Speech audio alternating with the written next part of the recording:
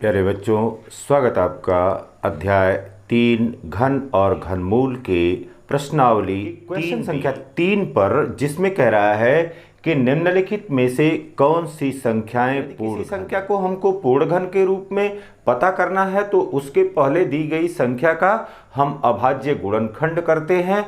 अभाज्य गुणनखंड प्राप्त करने के पश्चात समान संख्याओं के त्रिक समूह बनाते हैं। यदि कोई भी संख्या शेष नहीं बचती है तब वह संख्या पूर्ण घन संख्या के रूप में होती है। क्वेश्चन नंबर 3 का यह 5th पार्ट है। संख्या है 4608। 4608 यह संख्या है। अब इसका हमने अभाज्य गुणनखंड ज्ञात करना है। 4608 अब 2 से भाग दीजिए। यह हो गया 2 दूनी 4, फिर 2 तिहाई 6, 0 हो गया, 2 चौको 8। संख्या 4608 का अभाज्य गुणनखंड करने पर हमने इस प्रकार की संख्या प्राप्त कर लिया। 4608 यह बराबर हो गया 2 गुणे 2 गुणे 2। अब कितनी बार है? 1 2 3 4 5 6 7 8 9, फिर गुणे 2 गुणे 2 गुणे 2 गुणे 2 गुणे 2 गुणे 2 गुणे 3 गुणे 3। अब समान अंकों का त्रिक समूह बना लिया। जब समान अंकों का त्रिक समूह बना लिया तो यहां पर देख रहे हैं कि यह 3 और 3 या 3 गुणे 3 का त्रिक पूरा नहीं है। तो समान अंकों का अतः 4608 यह पूर्ण घन संख्या नहीं है, क्योंकि यहां पर यह त्रिक समूह पूर्ण नहीं है। क्वेश्चन नंबर 3 के 6 में 1125। अब यहां पर संख्या दी गई है 1125 के रूप में। इस 1125 का सबसे पहले हम अभाज्य गुणनखंड निकालेंगे। यहां पर अब लास्ट में 5 है, इसलिए 5 से ही भाग जाएगा। यहां पर हो गया 5 दूना 10, फिर 5 दूना 10 और 5 बचे, और फिर हो गया 3 एकम 3। तो इस प्रकार से यहाँ पर जो 1125 या 1125 दिया गया है, इसका अभाज्य गुणनखंड हमको मिल गया। यह अभाज्य गुणनखंड मिला 5 गुणे 5 गुणे 5 गुणे 3 गुणे 3। अब यहाँ पर देखिए बेटा, समान खंडों का या समान अंकों का त्रिक समूह बनाने पर यह 3 गुणे 3 अवशेष रह जा रहा है। तो समान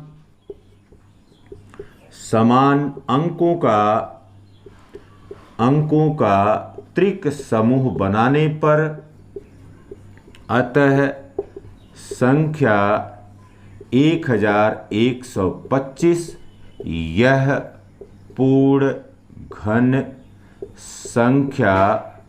घन संख्या यह नहीं है।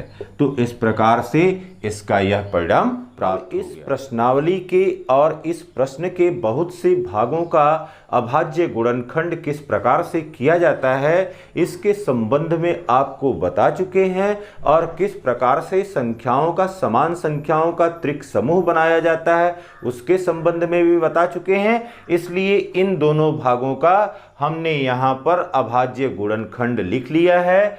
और 10,907 गुणे 7।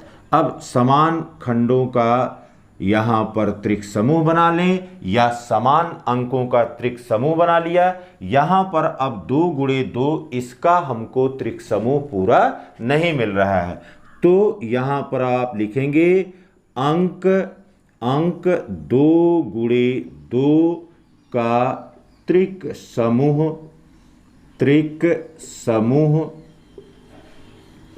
अपूर्ण है अतः संख्या 10,976 यह भी क्या हो जाएगी, यह पूर्ण घन संख्या नहीं होगी, पूर्ण घन संख्या नहीं है, यह पूर्ण घन संख्या। देखिए क्वेश्चन नंबर 3 के 8वें पार्ट में दिया गया है 5832 और 5832 का हमने जब अभाज्य गुणनखंड निकाला तो हमको मिला 2 गुणे 2 गुणे 2 गुणे 3 गुणे 3 गुणे 3 गुणे 3 गुणे 3 गुणे 3। इसका मतलब हो गया कि 5800 यह 32 यह बराबर हो गया गुणे 3। अब यहाँ पर समान अंकों का त्रिक समूह बना लिया। जब समान अंकों का त्रिक समूह बना लिया तो कोई भी अंक शेष नहीं बचता है। तो त्रिक समूह बनाने के पश्चात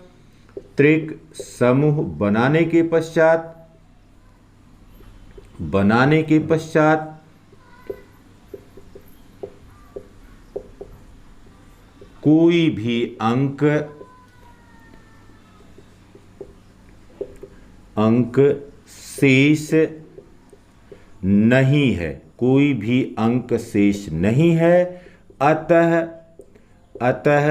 5832 एक पूर्ण घन संख्या है।